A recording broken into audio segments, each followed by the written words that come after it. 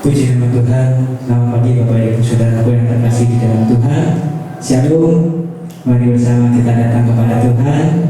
Tundukkan kepala, satu hati kita berdoa.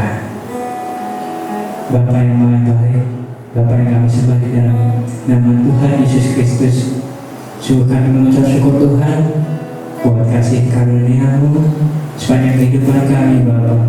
Meskipun kami akan beribadah melalui online, tetapi kami benar percaya Kau menyertai setiap kami Tuhan. Kau hadir dalam ibadah kami pada pagi hari ini Tuhan.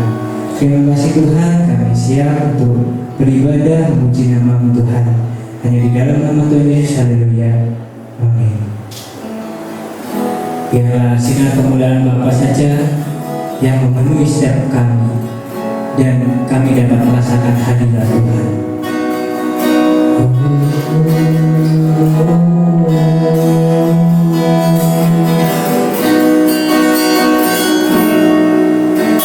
Sinar kemuliaan-Mu Bapa memenuhi sekelilingku. Ku rasakan hadirat-Mu, Kau tenggelamkan jiwaku. Ku ingin tetap tinggal bersama-Mu.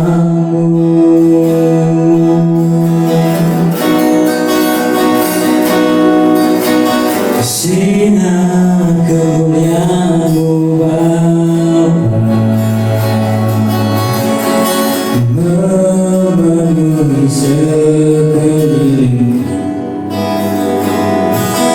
Ku rasakan hadirat-Mu, Kau tenggelamkan jiwaku. Ku ingin tetap tinggal bersama-Mu. Ku ingin tetap di sini, menikmati baik-Mu. Ku ingin tetap di sini dan memandang indah wajah-Mu. Mari bersama-sama kita ulang pujian ini. Sinar kemuliaan-Mu Bapa memenuhi sekelilingku. Ku rasakan hadirat-Mu, Kau tenggelamkan jiwaku. Ku ingin tetap tinggal bersama-Mu. Sekali katakan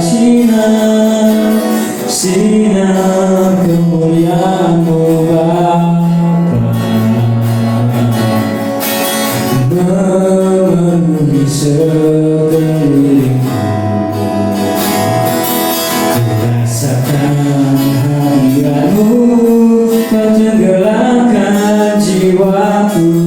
Ku ingin tetap tinggal bersama-Mu. Ku ingin tetap di sini, menikmati baik-Mu. Ku ingin tetap di sini dan memandang indah wajah-Mu. Ku ingin tetap di sini, menikmati baik-Mu. Ku ingin tetap di sini dan memandang indah wajah-Mu. Sekali katakan ku ingin tetap di sini, menikmati baik-Mu. Ku ingin tetap di sini.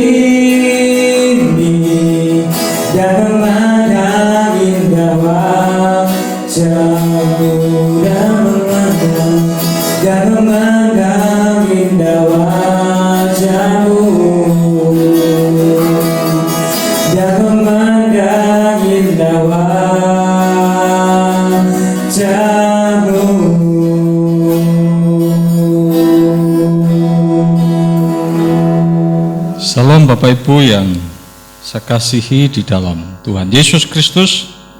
Kembali bersama-sama kita akan menikmati hadirat Tuhan, firman Tuhan pada kesempatan ini.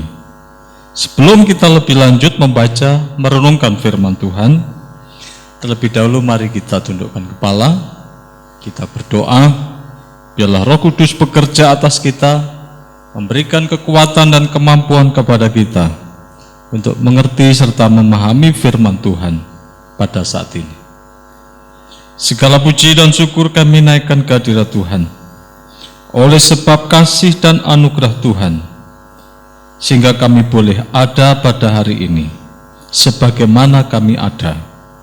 Itu semuanya oleh karena kasih Tuhan. Biarlah pada kesempatan ini ketika kami hendak membaca dan merenungkan firman Tuhan, persiapkanlah hati kami, kuasailah hidup kami, dan mampukan kami untuk mengerti apa yang menjadi kehendak Tuhan bagi kami saat ini. Berkati pemberitaan firman Tuhan pada waktu ke depan ini. Biarlah kiranya hati kami bersuka cita dan berbahagia pada saat kami mendengar dan merenungkan firman Tuhan. Berkati hamba-Mu yang telah Tuhan siapkan pada saat ini. Di dalam nama Tuhan Yesus Kristus kami berdoa. Amin. Salam Bapak Ibu yang dikasihi Tuhan, bersama-sama kita akan membaca firman Tuhan pada saat ini dari kitab 1 Korintus pasal 1 Korintus pasal 15 ayat yang ketiga hingga ayat yang ke-10. 1 Korintus pasal 15 ayat 3 hingga ayat yang ke-10, demikian firman Tuhan. Sebab yang sangat penting telah kusampaikan kepadamu, yaitu apa yang telah kuterima sendiri, ialah bahwa Kristus telah mati karena dosa-dosa kita, sesuai dengan kitab suci, bahwa ia telah dikuburkan dan bahwa ia telah dibangkitkan pada hari yang ketiga sesuai dengan kitab suci, bahwa ia telah menampakkan diri kepada Kefas dan kemudian kepada ke-12 muridnya. Sesudah itu ia menampakkan diri kepada lebih dari 500 saudara sekaligus. Kebanyakan dari mereka masih hidup sampai sekarang, tetapi beberapa di antaranya telah meninggal. Selanjutnya ia menampakkan diri kepada Yakobus, kemudian kepada semua rasul, dan yang paling akhir dari semuanya, ia menampakkan diri juga kepadaku, sama seperti kepada anak yang lahir sebelum waktunya. Karena aku adalah yang paling hina dari semua rasul, sebab aku telah menganiaya jemaat Allah. Tetapi karena kasih karunia Allah, aku adalah sebagaimana aku ada sekarang, dan kasih karunia yang dianugerahkannya kepadaku tidak sia-sia. Sebaliknya aku lebih bekerja, aku telah bekerja lebih giat daripada mereka semua, tetapi bukannya aku, melainkan kasih karunia Allah yang menyertai aku. Amin. Berbahagialah Bapak Ibu dan saudara-saudaraku yang dikasihi Tuhan Yesus, untuk setiap kita yang suka membaca firman Tuhan, merenungkan firman Tuhan, terlebih-lebih yang melakukan kebenaran firman Tuhan dalam hidupnya.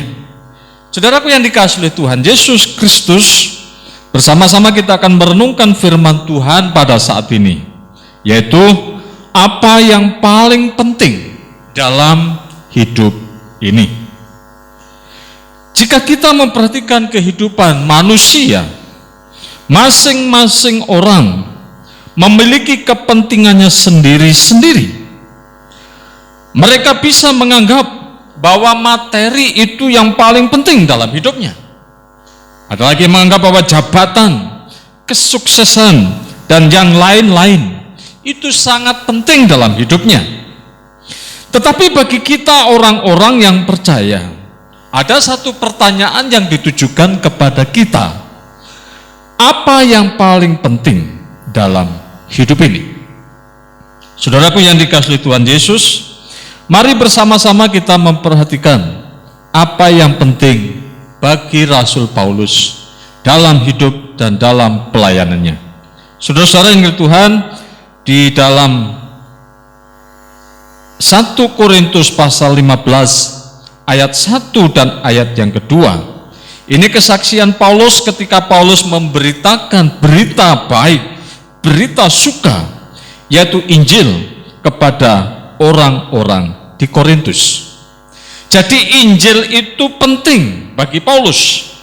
Nah, saudaraku yang dikasihi Tuhan Yesus Kristus, apa itu Injil? Kalau kita perhatikan menurut bahasanya, saudara-saudara yang dikasihi Tuhan, dalam bahasa aslinya kata Injil itu adalah evangelion. Kemudian disadur di dalam bahasa Arab menjadi al-Injil. Dan al-Injil ini ke Indonesia menjadi Injil. Dan arti dari kata Injil itu adalah kabar gembira, kabar sukacita, bisarah, kabar toyib, yaitu kabar baik. Itulah sesungguhnya arti dari kata Injil.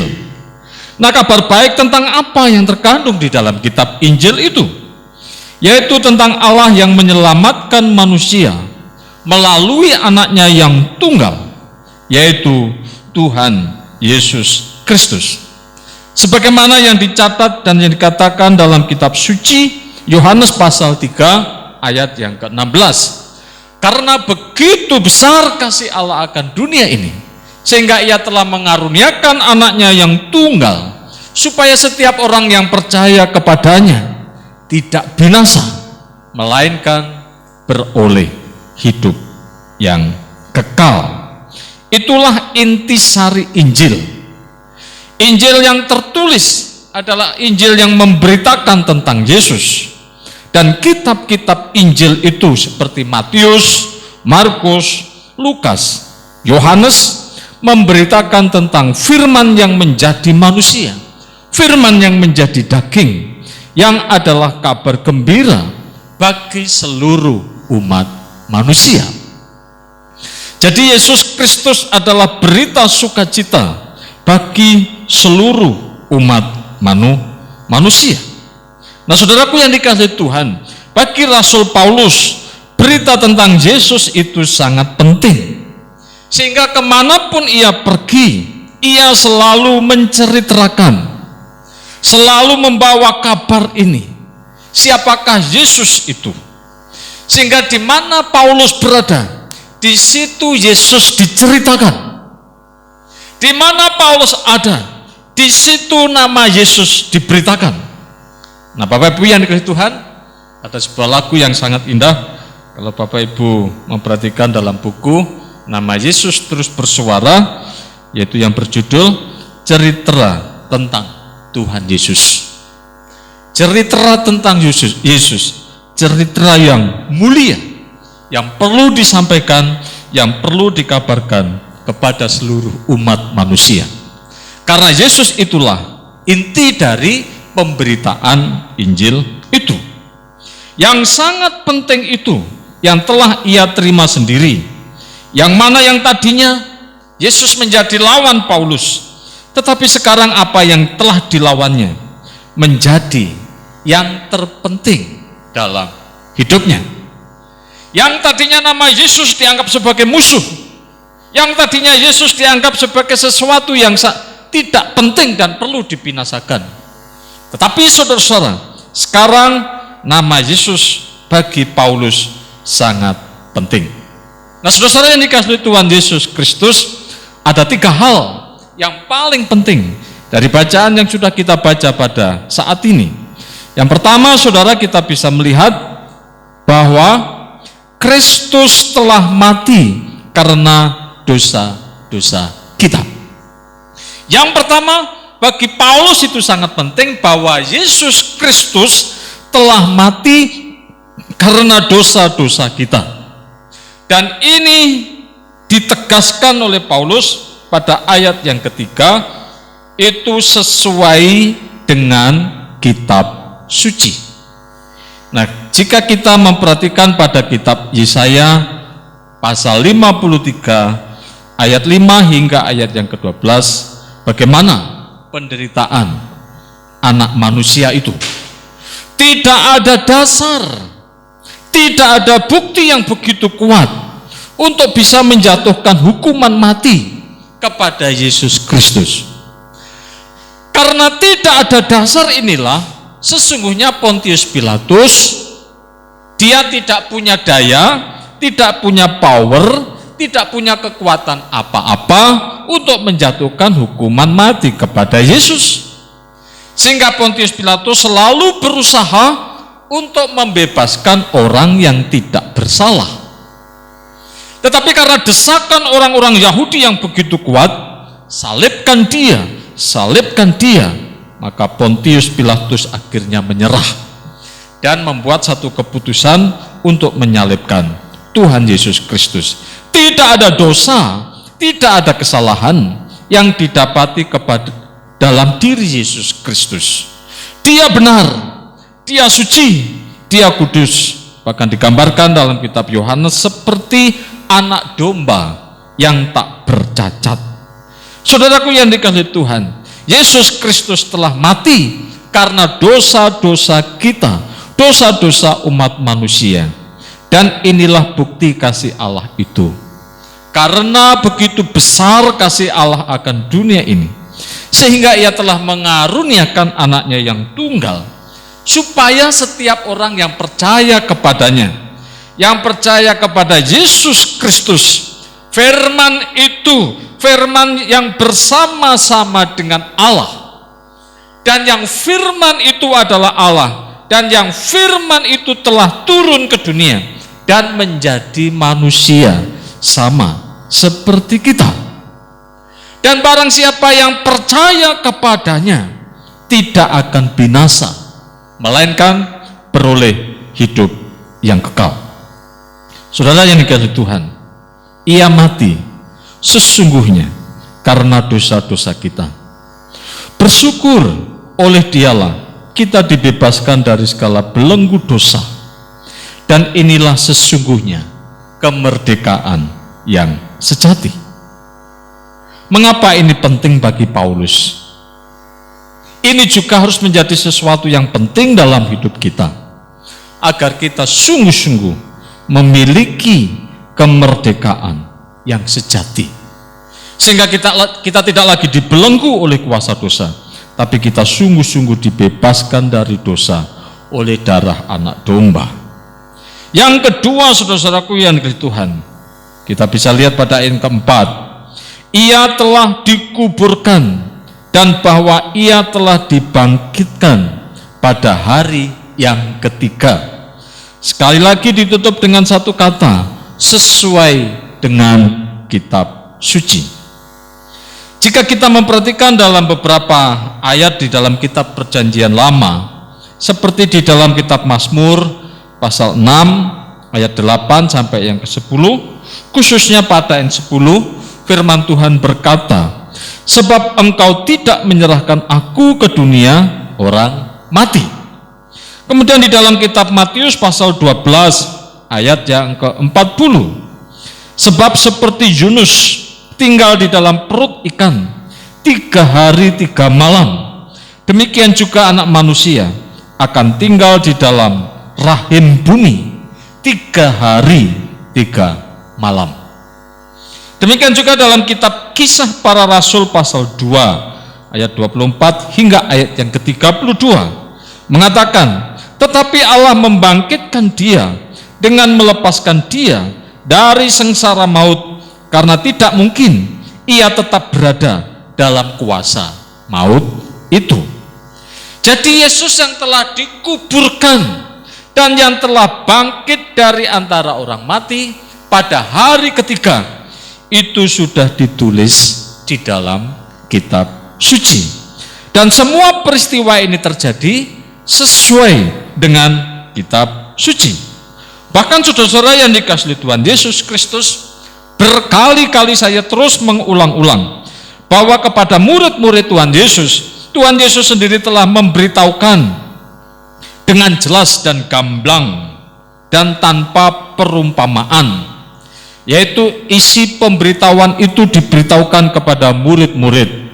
Isi pemberitahuan adalah anak manusia akan diserahkan ke dalam tangan manusia dan mereka akan membunuh dia, dan pada hari ketiga ia akan dibangkitkan. Ini dicatat di dalam kitab Matius pasal 16 ayat 21. Ini pemberitahuan yang pertama. Kemudian dicatat juga di dalam kitab Matius pasal 17 ayat yang ke-22. Ini adalah pemberitahuan yang kedua. Juga dicatat di dalam kitab Matius pasal 20 ayat 17 sampai 19. Ini pemberitahuan yang ketiga. Dan dicatat juga di dalam kitab Matius pasal 26 ayat 1 sampai ayat yang kelima. Ini adalah pemberitahuan yang keempat. Satu berita diulang-ulang hingga 4 kali. Ini menunjukkan betapa pentingnya berita itu yang harus diingat dan tidak boleh dilupakan. Dan apa yang disampaikan oleh Tuhan Yesus ini adalah benar adanya. Dan yang ketiga, yang terpenting dalam kehidupan Paulus yang ketiga dari bacaan kita hari ini, khususnya pada ayat yang kelima, yaitu bahwa ia telah menampakkan diri. Yesus telah menyatakan dirinya setelah dia bangkit dari antara orang mati. Karena berita yang berkembang pada saat itu bahwa Yesus telah disalib.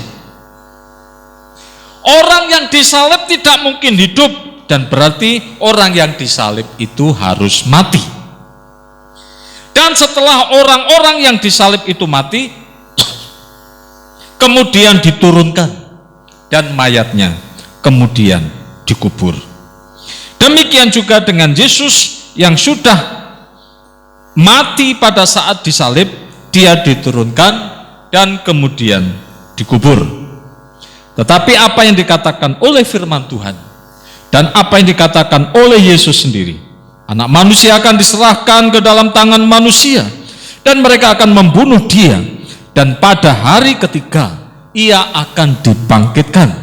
Dan ini benar adanya, bahwa ia telah menampakkan diri sebagai wujud nyata bahwa firman Tuhan itu adalah benar. Jadi yang terpenting, Yesus mati berkorban untuk menebus dosa-dosa manusia sesuai dengan kitab suci. Yesus dikuburkan, kemudian bangkit pada hari yang ketiga. Itu juga sesuai dengan kitab suci. Dan kemudian Yesus menampakkan diri.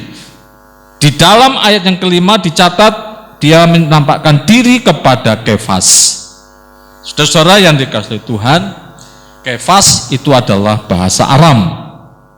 Dan bahasa Yunaninya adalah Petra atau Petrus. Dan kemudian kalau kita mengacu kepada bahasa Ibrani pada saat itu, namanya adalah Simon. Jadi baik Kefas, baik Petrus atau Petra maupun Simon adalah pribadi yang sama. Dan kemudian ia menampakkan diri kepada ke-12 muridnya. Setelah itu ia menampakkan diri kepada lebih dari 500 saudara sekaligus. Kebanyakan dari mereka masih hidup sampai sekarang, tetapi beberapa di antaranya telah meninggal. Ia juga menampakkan diri kepada Yakobus pada ayat 7. Kemudian ia juga menampakkan diri kepada semua rasul juga pada ayat yang ke-7. Yang paling akhir dari semuanya itu, ia menampakkan diri kepada Paulus, ayat yang ke-8. Saudara-saudaraku yang dikasihi Tuhan Yesus Kristus, mengapa Yesus menampakkan dirinya? Ini begitu sangat penting. Bapak Ibu yang dikasihi Tuhan Yesus Kristus, ketika Yesus menampakkan diri kepada murid-muridnya dan bahkan kepada lebih dari 500 saudara sekaligus, ini membuktikan bahwa apa yang telah dikatakan oleh kitab suci itu benar adanya. Sudah ditulis dalam kitab Perjanjian Lama. Perjanjian Lama ini orang-orang Yahudi menyebutnya Tanakh, yaitu Taurat, Torah, Nevim, dan Weketuvim. Ini juga dipegang oleh orang-orang Samaria, yaitu namanya Taurat Samaria. Dan sampai hari ini kita yang punya kitab perjanjian baru menyatakan juga demikian, bahwa Yesus telah bangkit dari antara orang mati adalah benar. Yang kedua, saudaraku yang dikasihi Tuhan, ini membuktikan apa yang telah Yesus katakan itu benar adanya.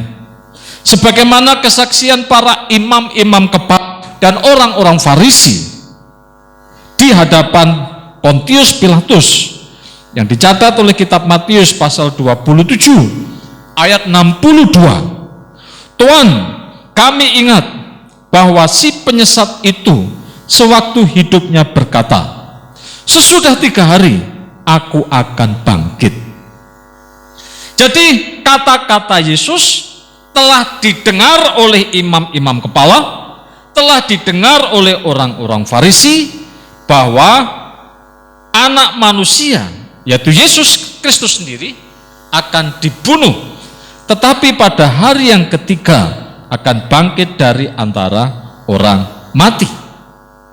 Sehingga saudaraku yang dikasihi Tuhan, para imam-imam kepala dan orang-orang Farisi itu sungguh-sungguh ketakutan, dan akhirnya mereka mengantisipasi supaya kata-kata Yesus tidak terjadi, supaya kata-kata Yesus tidak terbukti, yaitu dengan cara mereka meminta kepada Pontius Pilatus agar kubur di mana Yesus dikuburkan itu dijaga.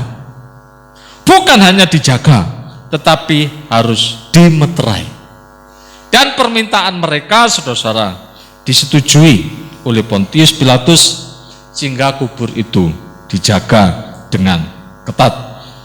Dan yang ketiga, mengapa penting Yesus menampakkan diri?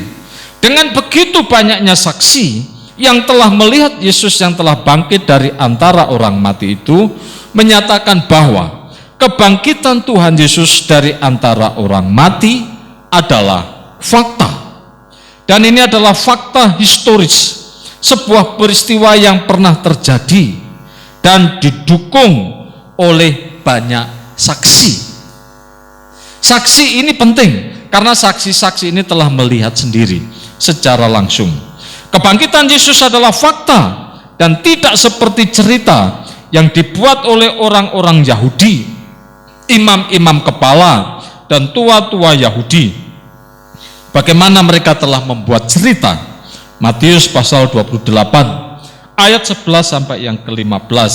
Cerita itu dibuatnya bahwa murid-muridnya datang malam-malam dan mencurinya ketika penjaga-penjaga itu sedang tidur. Faktanya bahwa Yesus benar-benar bangkit. Faktanya bahwa penjaga-penjaga itu melihat, menyaksikan langsung bahwa terjadi satu gempa dan kubur yang dijaga pintunya terbuka, meterainya lepas semua. Jadi mereka itu sesungguhnya saksi, melihat langsung bahwa Yesus benar-benar bangkit. Tapi kembali lagi orang-orang Farisi, imam-imam kepala, tua-tua Yahudi tidak menerima fakta itu. Akhirnya mereka membuat cerita bahwa murid-muridnya datang malam-malam dan mencurinya ketika penjaga-penjaga itu sedang tidur. Dan sebagai satu akibat dampaknya, saudara-saudara, cerita yang mereka buat tersiar, terpelihara di antara orang-orang Yahudi sampai sekarang ini. Bapak, Ibu, dan saudaraku yang dikasihi Tuhan Yesus Kristus, bagi Paulus ketika hal ini sangat penting dalam hidupnya, yaitu Kristus telah mati karena dosa-dosa kita sesuai dengan kitab suci. Yang kedua, ia telah dikuburkan dan bahwa ia telah dibangkitkan pada hari yang ketiga, kembali lagi sesuai dengan kitab suci. Dan yang ketiga, yang terakhir, bahwa ia telah menampakkan diri. Yesus telah menyatakan kepada dunia bahwa ia telah bangkit dari antara orang mati. Ketiga hal inilah yang sangat penting dalam hidup Paulus. apakah hal ini juga menjadi sesuatu yang sangat penting dalam kehidupan kita? Jika ketika hal ini menjadi sesuatu yang penting dalam kehidupan kita, maka saudaraku yang dikasihi Tuhan, kita akan memiliki fokus dalam hidup ini. Dan kita bisa berkata, Jesus is my everything. Yesus adalah segala-galanya bagiku. Karena Yesuslah yang terpenting dalam hidupku. Ketika kita sampai kepada level ini, sungguh ini sesuatu yang sangat menyukakan, sesuatu yang sangat membahagiakan. Dan Paulus telah sampai kepada level ini. Dan dia bersukacita, berbahagia, meskipun pada kenyataannya sangat kontradiktif dengan apa yang dihadapi oleh Paulus. Tapi dengan demikian dia bisa berkata, karena bagiku hidup adalah Kristus dan mati adalah keuntungan. Yesus is my everything. Tuhan memberkati. Mari kita berdoa. Kami mengucap syukur, kami kembali boleh belajar firman Tuhan. Apa yang terpenting dalam hidup kami saat ini? Biarlah seperti Paulus, bahwa Yesus yang disalibkan dan mati untuk menebus dosa-dosa sesuai kitab suci. Ia telah dikuburkan dan yang telah dibangkitkan pada hari yang ketiga sesuai dengan kitab suci. Dan bahwa ia telah menampakkan diri kepada banyak orang. Dan biarlah ini juga menjadi sesuatu yang penting dalam hidup kami. Sehingga kami sungguh-sungguh dapat memiliki fokus pada hidup kami hari ini. Dan kami bisa terus memandang bahwa Yesus adalah segala-galanya. Ketika kami sampai kepada level ini, sungguh inilah kebanggaan kami, sukacita kami, dan bahagia kami. Yesuslah sumber damai sejahtera. Yesuslah sumber kebahagiaan itu. Yesuslah segala-galanya bagi kami. Biarlah firman Tuhan terus menjadi kekuatan, menjadi pedoman, menjadi pegangan bagi setiap kami. Terima kasih buat firman-Mu hari ini. Di dalam nama Tuhan Yesus Kristus kami berdoa. Amin. Puji Tuhan, Bapak Ibu dan saudara-saudara yang saya kasihi di dalam Tuhan Yesus Kristus. Kita bersyukur bersama-sama boleh menikmati ibadah pada saat ini. Kita akan mengakhiri ibadah kita hari ini. Saya mengundang Bapak Ibu Saudara semua, kita bangkit berdiri, kita tundukkan kepala dan kita berdoa. Segala puji dan syukur kami naikkan ke hadirat Tuhan, Allah yang telah memimpin, menyertai, dan bahkan Allah yang telah hadir di tengah-tengah dalam ibadah kami hari ini. Meskipun kami tidak harus berkumpul di gereja, tetapi berada di tempat kami masing-masing, kami tetap bersukacita dan berbahagia oleh karena kasih dan anugerah Tuhan. Kami boleh mengakhiri ibadah kami hari ini dengan sukacita. Dan oleh sebab itu Tuhan, biarlah Tuhan terus memimpin hidup kami.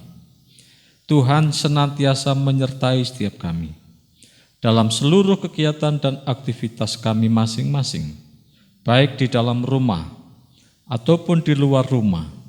Di situasi pandemi COVID-19 ini, kami terus tetap memohon pimpinan Tuhan menyertai dan memberkati setiap kami. Bapak, Ibu, dan saudara-saudaraku yang dikasihi Tuhan Yesus Kristus, arahkanlah hati dan pikiranmu dan terimalah berkat yang datangnya daripada Tuhan. Kiranya anugerah damai sejahtera yang datang dari Allah Bapa, cinta kasih sayang dari Yesus Kristus, Sang Putra, kekuatan serta penghiburan daripada Roh Kudus, menyertai, memberkati Bapak Ibu Saudara sekalian, hari ini sampai selama-lamanya. Amin. Amin.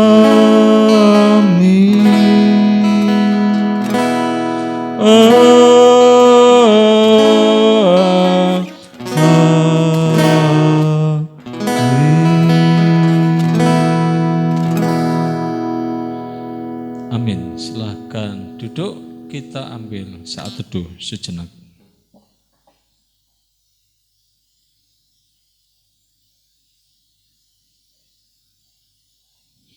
Amin. Puji Tuhan, selamat berhari Minggu. Tuhan Yesus memberkati.